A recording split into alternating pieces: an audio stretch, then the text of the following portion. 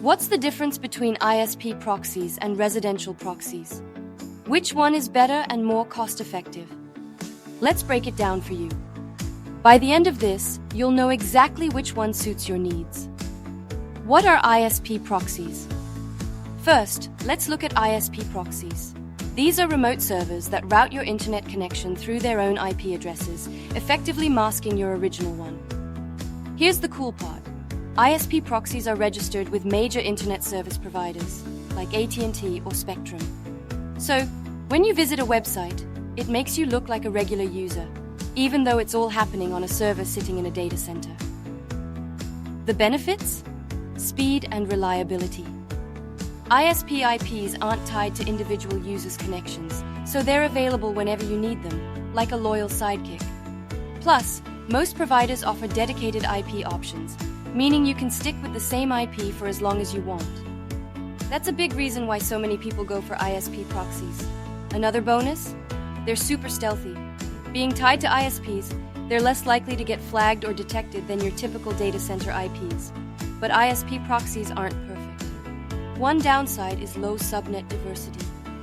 Many ISP IPs come from the same subnet, so if a few IPs in the range get blocked, others could be at risk too. Another issue? Their limited geographic coverage. ISP proxies don't offer as many location options, so if you need IPs from more obscure regions, they might not cut it. What about residential proxies? Now let's dive into residential proxies. Unlike ISP proxies, these come from real devices like laptops, tablets, or desktop computers connected to local networks. Otherwise, the idea is similar. They reroute your traffic and change your IP. One huge advantage of residential proxies? IP diversity. You get access to a wide range of subnets and more global coverage. They also deliver top-notch anonymity and high success rates.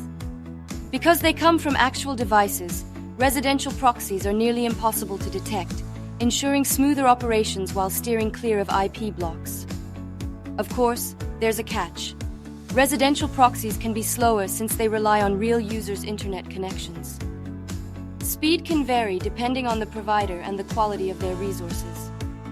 That's why it's crucial to go with a trusted provider, especially one that pre-screens IPs for quality. Like us, our residential proxies offer top-tier speed and reliability, and we even provide free trials.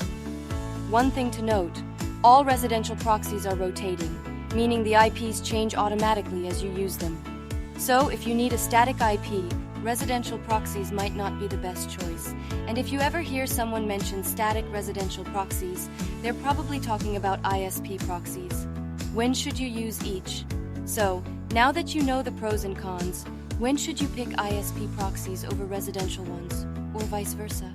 ISP proxies are great for creating and managing multiple e-commerce accounts, SEO monitoring, large-scale scraping, market research, and bulk buying limited edition items. They're the go-to when you need speed, reliability, and dedicated IPs. Residential proxies, on the other hand, shine when dealing with websites with strict security measures or when you need precise geo-targeting. Think sneaker stores, social media platforms, pricing aggregators, and ad tech.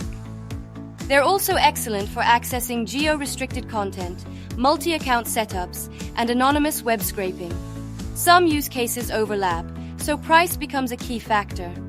Generally, residential proxies are more cost-effective for handling high traffic volumes, while ISP proxies are better for projects requiring stable and dedicated IPs. If you want the best of both worlds, high-quality IPs and flexibility for large-scale usage, we can help you customize the perfect package to fit your needs. Now you know the deal when it comes to ISP versus residential proxies. Still have questions? Drop a comment below or reach out to our support team. We're here to help.